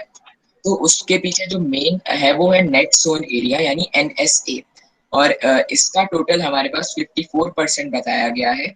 और यहाँ पे एक और पॉइंट गिवन है कि जो फैलो लैंड्स हैं इंडिया के पास, उसमें कुछ लैंड्स ऐसी हैं जिनको कल्टीवेट करना मतलब बहुत ही ज्यादा मुश्किल है। उनको वंस और ट्वाइस इन अबाउट 2 और 3 इयर्स, मतलब 2 से 3 साल में केवल भी बहुत कम बार, मतलब 2-3 एग्रीकल्चरल ईयर में उनसे उतना प्रोड्यूस नहीं मिल पा रहा जितना डिजायर्ड है उनसे। और इसी की वजह से मतलब थोड़ा सा फूड ग्रेन्स की कमी जैसे हम कहते हैं, तो वो हम एक्सपीरियंस कर रहे हैं। फिर नेक्स्ट ये है कि नेट सोन एरिया जो है वो कई सारे डिफरेंट फैक्टर्स पे डिपेंड करता है, जो कि हर जगह सेम नहीं है। इस वजह से नेट सोन एरिया जो हमारे कंट्री का है वो तो 54% है, लेकिन हर जगह ये डिफरेंट है और ये वैरी कर रहा है, जिससे कि पंजाब हरियाणा रीजन में ये 80% है, लेकिन जो नॉर्थ ईस्ट का रीजन आ जाता है जहाँ पे टेरेन बहुत ही टफ है, तो वहाँ पे ये बहुत ही गिर जाता है नेट सोन एरिया और ये 10% ही रह जाता है। चलो इसको थोड़ा सा और अच्छे से समझ लेंगे। कैसे समझेंगे कि क्या होता है बच्चों कि जब आप देखोगे कि ऊपर हमने देखा कि 7% तो हमारे पास वैसे ही हमारे पास नहीं है ना, टोटल 100% का 93% ही हमारे पास है, पहली चीज। दूसरा उसमें से भी क्या हो रहा है कि हमने देखा 7% सर, वो 7% यूज तो हो ही रहा है ना। पर इंडिया की गवर्नमेंट तो नहीं कर रही ना बेटा उसे, ना ही इंडिया के लोग कर रहे। क्यों सर, 7 सिस्टर्स तो यूज कर रही है ना जो इंडिया में है, लेकिन हम उसका सर्वे नहीं कर पाए, लेकिन हो तो वो इंडिया के लिए यूज हो रहा है ना। पहले तो तुम ये समझो, एक सेकंड, पहले तुम ये समझो कि जम्मू एंड कश्मीर का जो पार्ट पाकिस्तान के पास है और चाइना के पास है वो भी इंडिया का ही है। हम नक्शे में, इंडिया के मैप में उसको दिखाते हैं। इंडिया के जो कॉन्स्टिट्यूशन है उसमें वो प्रॉपर डिस्क्राइब्ड है। इंडिया की जो फॉरेन पॉलिसी है वो उसको ध्यान में रख के बनती है। इंडिया की जो इकोनॉमिक पॉलिसी है वो भी उसको ध्यान में रख के बनती है। तो 7 सिस्टर्स में और इसमें कोई अंतर नहीं है, बस अंतर सिर्फ इतना सा है कि वहां पर 2 पर्टिकुलर कंट्रीज ने कब्जा कर रखा है और यहाँ पर कुछ ग्रुप्स ने कब्जा कर रखा है, जो कि अपने आप को ये कहते हैं कि हमें चूंकि इंडिया से फायदा नहीं हो रहा, हमें हमारे हिसाब से चीजें नहीं मिल रही, इसलिए हम इस एरिया में इंडिया की गवर्नमेंट को आने नहीं देंगे। बस इतना ही अंतर है। वहां पर किसी कंट्री ने कब्जा कर रखा है, यहाँ पर किसी ग्रुप ऑफ पीपल ने कब्जा कर रखा है, और कोई अंतर नहीं है। इंडिया दोनों को एक ही तरह से ट्रीट करता है। जैसे वो जम्मू एंड कश्मीर को ट्रीट करता है वैसे वो अरुणाचल को ट्रीट करता है, वैसे ही वो सिक्किम को ट्रीट करता है, वैसे ही वो आसाम को ट्रीट करता है, वैसे ही वो दिल्ली एंड यूपी को ट्रीट करता है। कोई अंतर नहीं है। बस इतना सा अंतर है कि वहां पर 2 अलग अलग कंट्रीज ने कुछ पावर अपनी बना के कब्जा कर रखा है और यहाँ पर कुछ ग्रुप ऑफ पीपल ने कब्जा कर रखा है, बस इतना ही है। ठीक है, इंडिया दोनों से ही बात करने की कोशिश कर रहा है। इंडिया नक्सलाइट्स से ही बात करता है, नक्सलाइट्स को भी फेवर में लेता है और कुछ कुछ पार्ट्स अपने पास लेता जाता है, धीरे धीरे धीरे धीरे लेता जाता है। लेकिन चूंकि हाँ सर हम ये भी कह सकते हैं ना कि जो 7% है उसका हमारे पास डाटा नहीं है, मतलब वो किस चीज में यूज किया जा रहा है सर। हाँ, हमारे पास ना तो वो हमारे पास है ना ही उसका डाटा है। हमें ना डाटा तो देखा डाटा तो तभी होगा जब सर्वे सैटेलाइट्स के होगा। थ्रू देखना चाहो तो आप थोड़ा बहुत तो देख सकते हो, हालांकि गवर्नमेंट ऑफ इंडिया ने गूगल को इतना अथॉरिटी नहीं दिया है अभी। हाँ, पर इंडिया अपनी जो सैटेलाइट है उसके थ्रू शायद गवर्नमेंट ऑफ इंडिया के पास तो सिक्योरिटी के पावर्स होंगे, वो खुद चेक तो कर सकते होंगे कि भाई वहां पर क्या क्या स्थिति हो रही है। ऐसा तो नहीं है कि नहीं हो रहा है, क्योंकि तभी तो हम लोग सर्जिकल स्ट्राइक कर पाए इतना अंदर जा जा करके, है ना, वरना कैसे कर पाते। एनीवेज ये क्लियर हो गया, यानी 7% तो हमारे पास ना तो वो हमारे पास है फिजिकली, अगर वो है भी, अगर उसे हम मैप में हम दिखाते भी कि ये हमारा है, तब भी हमारे पास वो उसके डेटा नहीं है कि भाई हमारे पास वो डेटा में वहां पर क्या हो रहा है, ना गवर्नमेंट ऑफ इंडिया हमारे पे काम कर पा रही है। ठीक है, तो now we come to this next remaining 93%। उस 93% में भी कुछ पार्ट हमारा ऐसा है जहां पर पैस्चर लैंड है, तो पैस्चर लैंड को तो हम एग्रीकल्चर के लिए प्रॉपर यूज कर ही नहीं सकते। ठीक है, हालांकि हम क्या ये आपने बोला ना पास्चर लैंड, मतलब पैस्चर लैंड मतलब जहां पर ग्रेजिंग लैंड हो, जहां पर सर जहाँ ग्रास हो, हाँ, चारागाह टाइप की जगह, चारागाह। Okay okay sir. ठीक है, जहां पर चरवाहे अपने पशुओं को लेके जाके चराते हैं, और क्या, तो वो पैस्चर लैंड हो गया।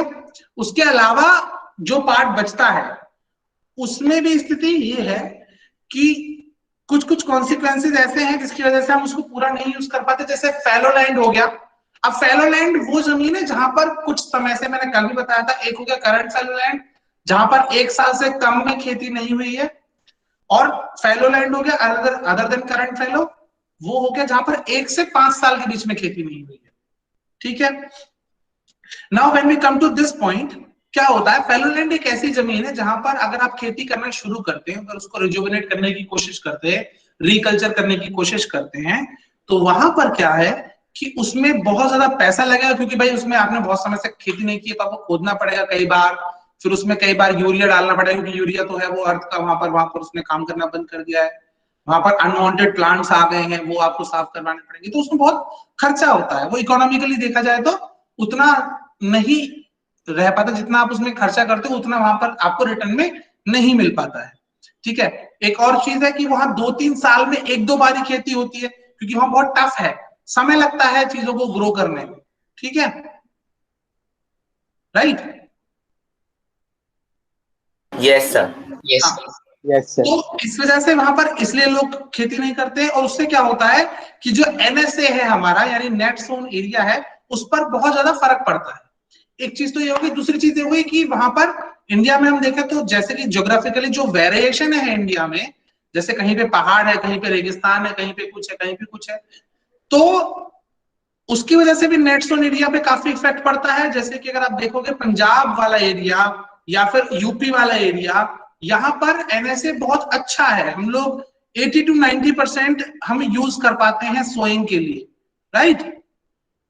लेकिन अगर हम देखें जो नॉर्थ ईस्टर्न एरिया हो गया या फिर पहाड़ों का एरिया हो गया जहां पर, या फिर रेगिस्तान का एरिया हो गया जहां पर हमारे पास उतने ना तो हमारे पास कहना चाहिए टेक्नोलॉजिकल अवेलेबिलिटी है, ना ही हमारे पास मैन पावर है उतनी, ठीक है, कि हम वहां पर उसको प्रॉपरली यूज कर सकें, तो वहां पर वो घट के लगभग 10-12% तक आ जाता है, जिसकी वजह से अगर हम देखें तो एवरेज वो आकर के total 54% of total reporting area का होता है।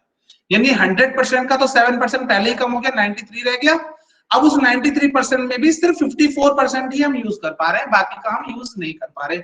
रीजन क्या है कि एक तो वहां पर घर बने हुए हैं, कुछ में स्कूल्स बने हुए, मतलब कुछ में बिल्डिंग्स बनी है, रोड्स बनी है, उसके अलावा जो है वो पैस्चर लैंड है, उसके अलावा कुछ जो लैंड है वो फैलो लैंड है। ठीक है सर, ये एक बार पैस्चर लैंड बता दो क्या होता है? अरे जहां पर खेती नहीं हो सकती, जहां पर गाय भैंस और जानवर वो गए जो चरने जाते हैं, बेसिकली फैलो लैंड। नहीं, फैलो लैंड अलग चीज है बेटा। फैलो लैंड होती है बंजर भूमि, जहां पर खेती होती थी लेकिन अभी खेती नहीं होती है। पैस्चर लैंड वो नहीं होती, पैस्चर लैंड होती है जो प्रॉपर डिसाइडेड होता है गवर्नमेंट की तरफ से एरिया, गवर्नमेंट की तरफ से एरिया डिसाइडेड होता है कि ये जो है वो पैस्चर के लिए काउंट होगी। ठीक है, वो पहले से नहीं। ओके, मुझे एक चीज ये पूछना था सर, मेरी जो बुक है उसमें एक स्टार्टिंग लाइन लिखी है कि स्थायी चरागाहों के अंतर्गत आने वाली भूमि में भी कमी हुई है। ये लाइन पढ़ने में सिंपल लग रहा है लेकिन समझने में हार्ड। सिंपल सी बात है कि जो परमानेंट पैस्चर लैंड है, यानी जो हमारी स्थायी चारागाह भूमि है, जहां पर परमानेंट पैस्चर होता था, लोग अपने जानवर ले जाते थे और चराते थे, उसमें भी कमी आई है। क्यों कमी आई है? क्योंकि भैया लोगों ने कब्जा करके वहां पर अपने घर बना लिए हैं, लोगों ने वहां पर अपने रोड्स बना दिए हैं, गवर्नमेंट ने अपने रोड बना दिए हैं, ठीक है, बिल्डिंग बन गई है, ठीक है, तो उस वजह से भी उन एरियाज में कमी आई है। समझ में आया? इसलिए आपने देखा होगा कि बहुत सारे गाय और भैंस और इस तरफ के जो जानवर हैं जो दूध नहीं देते हैं और जो उनका एज वेज निकल जाता है तो लोग उनको छोड़ देते हैं, तो वो सड़कों पे चरते घूमते रहते हैं इधर उधर। वो भी एक रीजन है सर। लेकिन ठीक उस लाइन के बाद एक क्वेश्चन गिवन है, उसका आंसर बता दीजिए। How are we able to feed our huge cattle population on this pasture land and what are the consequences? Obviously, एक बार बताओ, जो pasture land कम हो रहा है और इंडिया में एक पशु प्रधान देश है, भारत जो है एक गांव प्रधान देश है, गांव में या तो खेती होती है, या तो पशुपालन होता है, या तो एग्रीकल्चर होगा, या फिर एनिमल हस्बेंड्री का काम होगा। ठीक है, अब खेती अगर आप करोगे उस एरिया में, या उस एरिया में आप बिल्डिंग बना दोगे, तो जानवर कैसे खाएंगे? कहाँ खाएंगे जानवर? Right? Yes sir. Yes sir. Sir फिर वो हमारे खेतों में अरे पहले तो हम एक्सप्लेन करेंगे ना, पहले हम एक्सप्लेन करेंगे कि क्यों हो रहा है कम। ठीक है सर, ये क्वेश्चन का अलिफ है। सेकंड लाइन में आप देखोगे तो इसमें आंसर भी है साथ में, आप ध्यान से पढ़ोगे तो। पहला तो ये है, how are we able to feed a huge cattle? Obviously we won't be able to feed the 100% of the cattles. जब एरिया कम हो जाएगा, फॉर एग्जांपल एक आदमी 2 रोटी खाता है, टोटल 6 रोटी हैं, हमारे पास 5 लोग हैं, तो हम उनको कम कम रोटी देनी पड़ेंगी, यस सर 100% तो नहीं खिला पाएंगे। या तो हम उसको एक एक रोटी या उस हिसाब से थोड़ा एक एक सवा सवा रोटी करके बांटेंगे, या फिर हम क्या करेंगे कि भैया एक को नहीं देंगे, बाकी को सबको एक एक दो दे देंगे, 2 को मिलेगी 2 को नहीं मिलेगी, इस तरह से होगा। यही तो होगा ना? यस सर तो जिनको नहीं मिलेगा वो क्या होगा, over the period of time वो मर जाएगा। यस सर ठीक है, ये कॉन्सिक्वेंसेज होंगे उसके, भाई वो मर जाएगा, उसकी हेल्थ खराब होगी, वो प्रॉपर फूड नहीं मिलेगा तो वो प्रॉपर आपको दूध नहीं देगा, वो अपना अच्छे से वो नरिशमेंट नहीं मिलेगा तो वो अपना काम पूरा नहीं कर पाएगा। अगर खेती में यूज हो रहा है तो खेती नहीं कर पाएगा, वो अगर वो मिल्किंग के काम आ रहा है तो वो मिल्किंग प्रॉपर नहीं दे पाएगा, अगर वो किसी और चीज से काम आ रहा है तो वो प्रॉपर नहीं कर पाएगा। सिंपल सा लॉजिक है। सर ये जो आपने आंसर बताया ये तो उसी क्वेश्चन के सेकंड क्वेश्चन का है, लेकिन जो उसका फर्स्ट क्वेश्चन है कि how are we able to feed our herd cattle population on this pasture land. तो वही तो मैं बता रहा हूँ बेटा, first of all we won't be able to do it 100%, लेकिन if we are made to do it, हमें क्या करना पड़ेगा, हमें एग्रीकल्चर लैंड में या तो खेती करनी पड़ेगी चारे की, वो चारा बोना पड़ेगा और वो चारा हम उनको खिलाएंगे, या तो एक तरीका ये है, या फिर हमें फैलो लैंड को या फिर बैरन लैंड को या फिर एग्रीकल्चर लैंड को या ऑफिशियल बिल्डिंग लैंड को कम करके वहां पर परमानेंट पेस्चर या टेम्पररी पेस्चर बनाना पड़ेगा। सिंपल सी बात है।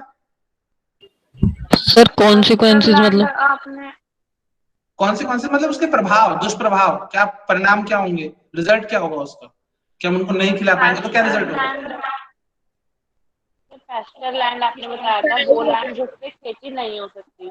नहीं, मैंने नहीं बताया था, मैंने बताया था पास्चर लैंड वो लैंड जहां पर पशु और ये जानवर जो होते हैं वो चरने आते हैं, चारागाह। हाँ मतलब वो ही था मेरा। नहीं मतलब नहीं है बेटा, दोनों का मतलब अलग अलग है। खेती जहां पर नहीं हो सकती, खेती तो रेगिस्तान में भी नहीं हो सकती, पशु चर सकते हैं क्या? नहीं। No sir. खेती पहाड़ पे भी नहीं हो सकती, पशु चर सकते हैं क्या? No sir. तो सर जहाँ नहीं हो खेती तो सकती पहाड़ उसे पे फैलो होती है। लैंड। हाँ, खेती पहाड़ पे हो सकती है। पहाड़ के इलाकों में होती है, पहाड़ी इलाकों में, पहाड़ पर नहीं होती प्रॉपर। आपने माउंट एवरेस्ट पे खेती कैसे चढ़ा होगी? देखो, नो सर। कैलाश पे, no sir Kanchenjunga, Nanda Devi, no sir. Godwin Austin.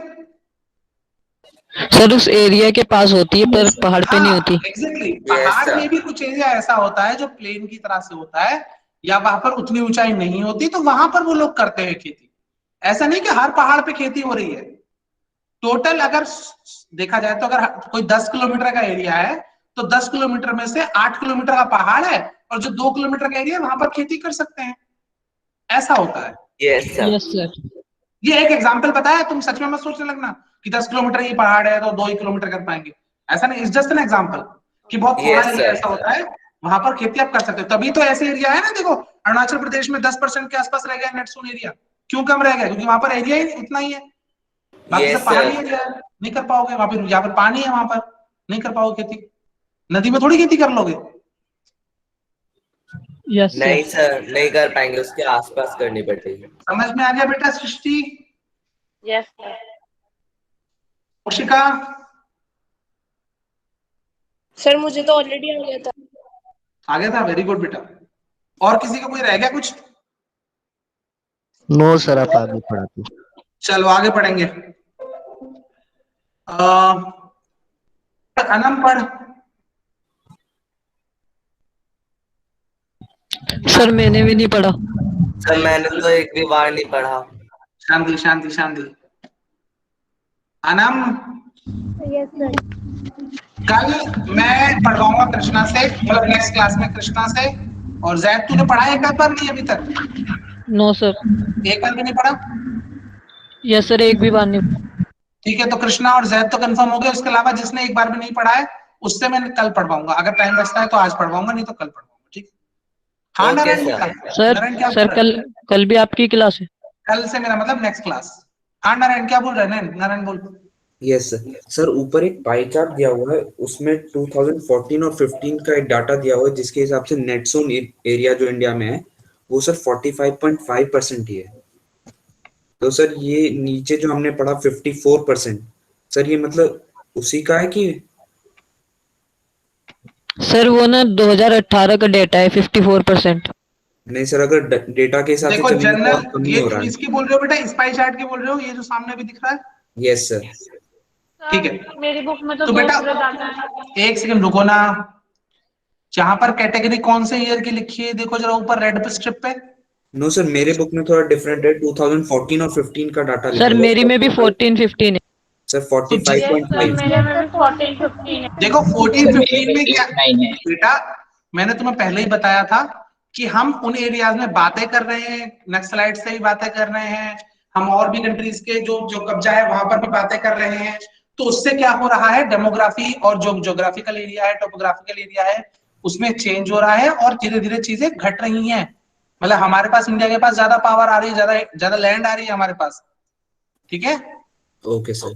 तो वो सर लैंड घट जो है रही वो है तो धीरे धीरे फिर घट गई। जैसे आप यहाँ पर देखोगे तो 2002 में और 2003 में टोटल नेट सोन एरिया कितना है हमारे पास? सर 43.41 है मेरी वाली 44.41। में, और तुम्हारे वाले में कितना है? 45% यस 2014 में, ठीक है? और वो आप बढ़ के 2019-20 में कितना हो गया है? लगभग 54% के आसपास। सर ये हमारा भूपयोग एरिया ही तो दे रखा है कितना, तो आपने कहा कि जब ये घट रहा है तो फिर इंडिया के पास ज्यादा आ रहे हैं अब, ये तो अपोजिट हो गया ना। नहीं नहीं, वो एरिया घट रहा है जो इंडिया के पास नहीं है, मतलब वहां पर इंडिया का पावर बढ़ रहा है। ओके, मुझे लगा आप इसी ग्राफ की बात कर नहीं नहीं नहीं, वो जो 7% एरिया वो थोड़ा सा घट रहा है उसमें। सर जो ये एक चीज और है, 1960 दूसरी से एक चीज और है बेटा, सुनो, दूसरी एक चीज और है कि जो अभी तक टफ टेरेन्स थे जहां पर हम नहीं पहुंच पाते थे, वहां पर हमारी जो एग्रीकल्चर मशीनरी है, जो हमारी टेक्नोलॉजी है, वो वहां पर हम लेके जा रहे हैं, और वहां पर जो एरिया ऑफ एग्रीकल्चर लैंड है वो बढ़ गया है, इसलिए नेट सोन एरिया भी बढ़ रहा है। जैसे, और उसका एक रीजन इसकी वजह से क्या हो रहा है कि पास्चर लैंड भी कम हो रहा है, ये भी एक रीजन है उसका। भाई पास्चर लैंड कम हो रहा है तो खेती वाले वहां पर लोग आ रहे हैं ना, खेती कर रहे हैं उस एरिया में, लोग क्या कर रहे हैं? Yes sir. क्लियर है क्या यहाँ तक? Yes sir. आना, वो फटाफट से पढ़ दे बेटा। Forest area in the country of far lower than the बेटा वॉल्यूम बढ़ा ले अपना, और पीछे से कुछ डिस्टरबेंस आ रहा है, थोड़ा उसको देख। okay, sir. Forest area in the country of far lower than the desired 33% of geographical area as it was outline outlined in the National Forest sir disturbance आ रहा है। थोड़ा तुम भी पढ़ लो अपने मन मन में, वो सुनना ही जरूरी, खाली पढ़ भी तो सकते हो खुद से मन मन में। सर यहाँ से तो कोई भी डिस्टर्बेंस नहीं आ रहा। लेकिन बेटा मेरी तरफ हम लोग को सुनाई बहुत ज्यादा दे रहा है, तेरी तरफ से या तो विंडो की तरफ से हवा आ रही है, या फिर पंखा, या उसकी किसी की आवाज आ रही है। तेरी वॉइस प्रॉपरली क्लियर नहीं है, मतलब ये है। एनीवेज तुम पढ़ो, सब लोग थोड़ा थोड़ा खुद से पढ़ो बुक में, ठीक है? सामने देखो सब लोग स्क्रीन पे, या फिर आपके पास अगर बुक है तो उसमें पढ़ दे बेटा। 1952 it was considered essential for maintenance of all ecological balance for livelihood of millions of people who live on the fringes of the forest depend upon its part of the land is determined as wasteland and land put to other non-agricultural uses. Wasteland includes rocky areas and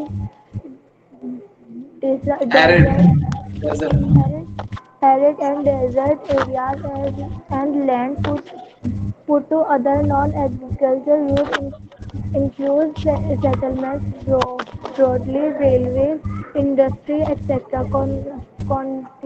Continuous use of land over a length period of time without taking opportunist measurement to conserve and manage it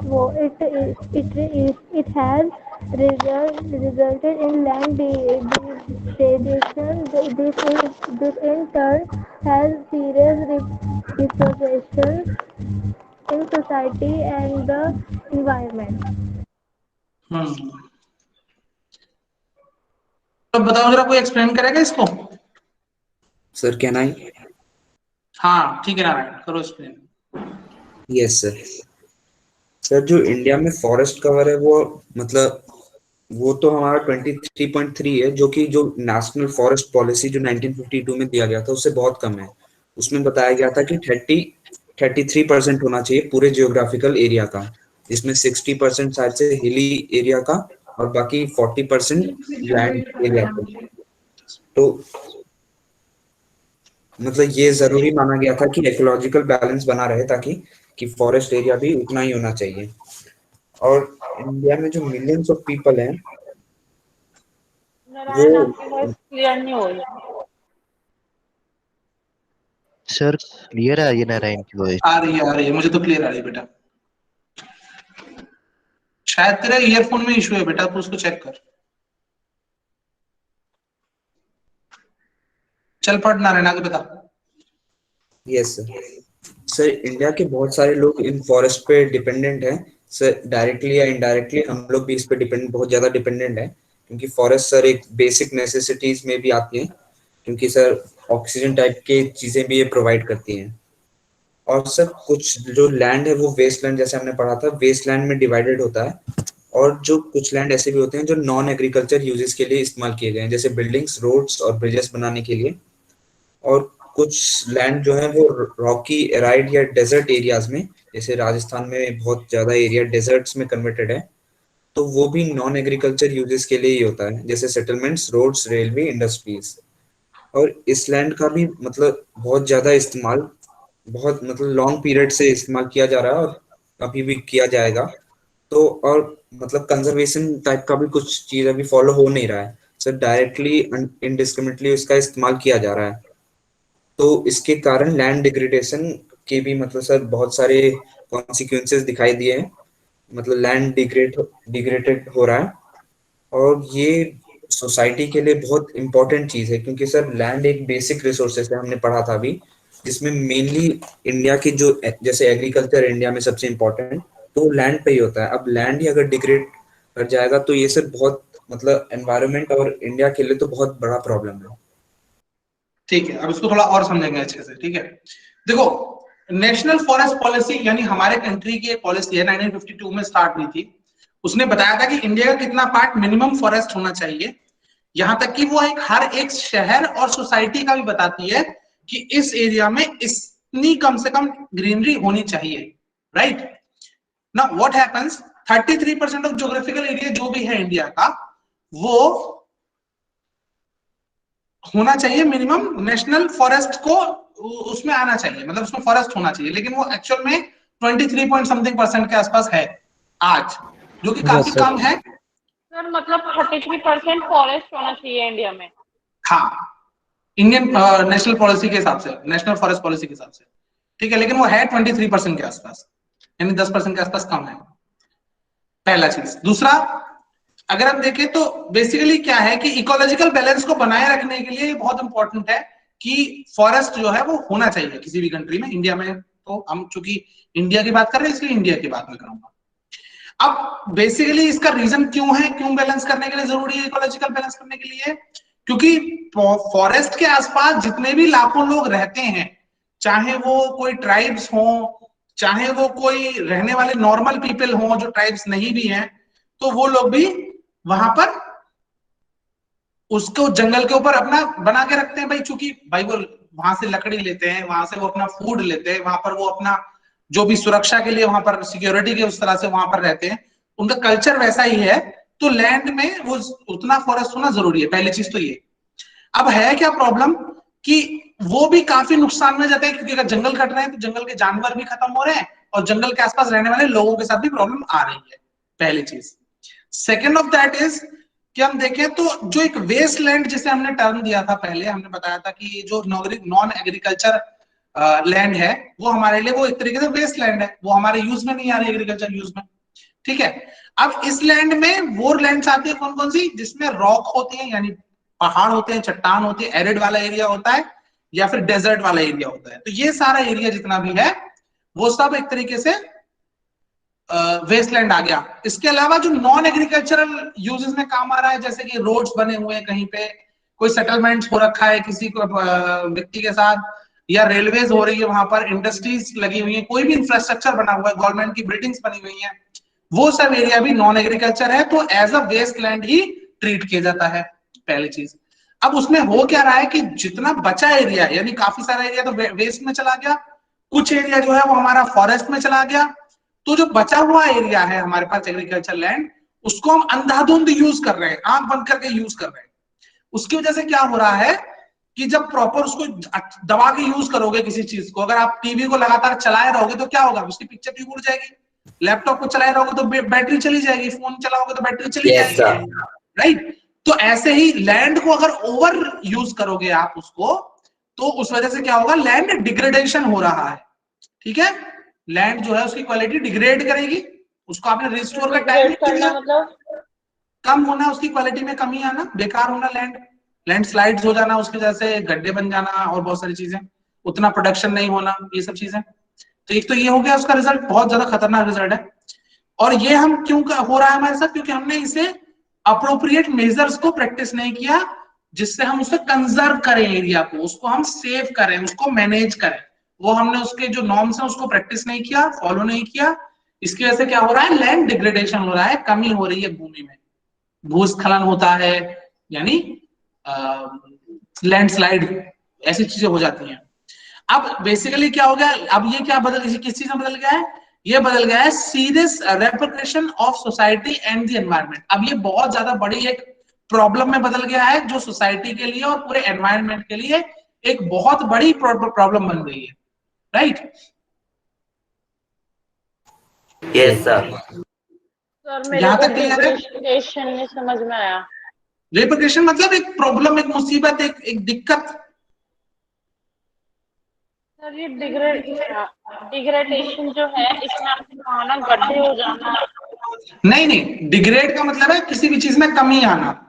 land degradation हो गया land में कमी आना। अब वो land में कमी कई तरह से आ सकती है, लैंड में भूस्खलन हो गया, लैंडस्लाइड हो गया, ठीक है, या फिर वहां पर जो खेती है वो उतने लेवल ऑफ परसेंटेज जितना वो प्रोडक्ट करती थी, उसके प्रोडक्शन में कमी आ जाना, कम हो गई, उसकी एबिलिटी, फर्टिलिटी कम हो गया, फर्टिलिटी कम हो गई उसकी, है ना। एक्सक्यूज मी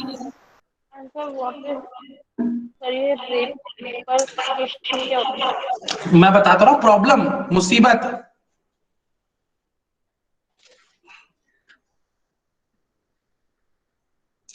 ठीक है बच्चों, यहां तक क्लियर है? Yes sir. Yes sir. ठीक है, अच्छा क्लियर है। ये काम करते हैं, आज यहीं तक करेंगे, ठीक है, और फिर नेक्स्ट क्लास में इसके आगे से बढ़ेंगे, ठीक है। Yes sir. सर आप वो समझा दीजिए। हाँ बेटा। सर ये जो ये वाला para, the land under permanent pressure has also decreased, ये मुझे समझ आ गया, लेकिन सर जो उसके आगे था कि इधर से most other than the current fallow of poor quality और the cost of cultivation of such land is very high, hence these lands are cultivated once or twice in about 2 to 3 years, and if these are included in the net zone area, then the percentage of NSA in India comes to about 54% of the total reporting area. Sir यहाँ तक का मतलब समझा दीजिए, मतलब इसका क्या है? देखो, फैलो लैंड बेसिकली क्या है कि वो लैंड जहां पर 1 साल से कम वो करंट फैलो हो गया, और जो 1 साल से 5 साल है वो अदर देन करंट फैलो हो गया। इतना तो क्लियर है, लास्ट बताया था मैंने लास्ट क्लास में, ठीक है। अब वो क्या रहा है कि यहाँ पर कॉस्ट जो है वो बहुत ज्यादा होती है, क्योंकि समय पर खेती होती नहीं है, तो वहां पर क्या होता है, उसकी क्वालिटी जो है पुअर होती चली जाती है, वहां प्रोडक्टिविटी कम होने लगती है, ठीक है, फर्टिलिटी रेट कम हो जाता है, तो उसमें बहुत ज्यादा कॉस्ट लगती है वहां पर प्रोडक्शन में।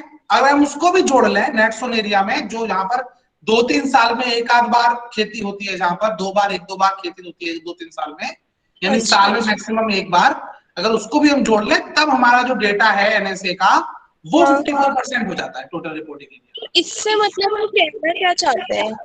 ये कहना चाहता है कि अगर हम उसको नहीं जोड़ेंगे तो वो घट करके 50% के आसपास आ जाता है, 49, 48 या 49 के आसपास है।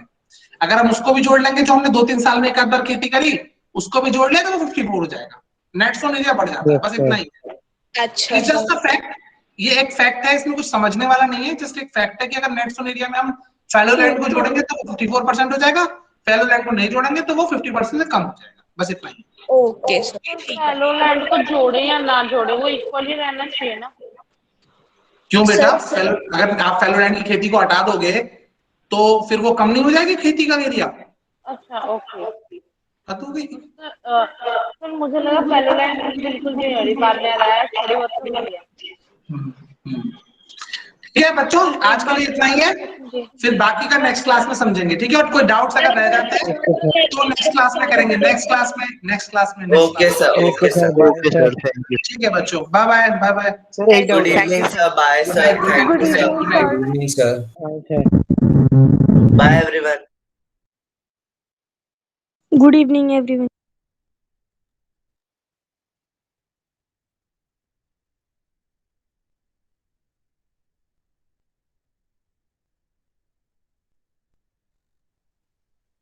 बाय।